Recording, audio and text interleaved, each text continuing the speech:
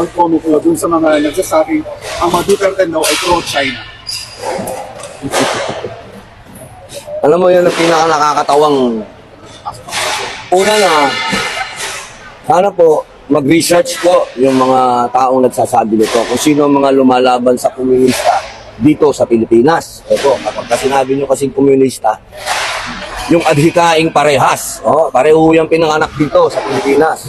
Meron ditong Maoist, may Leninist. Kung gusto nyo ng edukasyon sa kasaysayan, kami po ang mga lumaban. Ako po, hindi naman po, ako po yung gumawa ng pelikula, kung natatandaan nyo, yung Memoirs of a Teenage Rebel. Doon po namin in-expose ang mga komunista. Ako po yun. Pangalawa, ako po ang, palagay ko, ang unang humamon doon sa mga Tsino sa West Philippine Sea.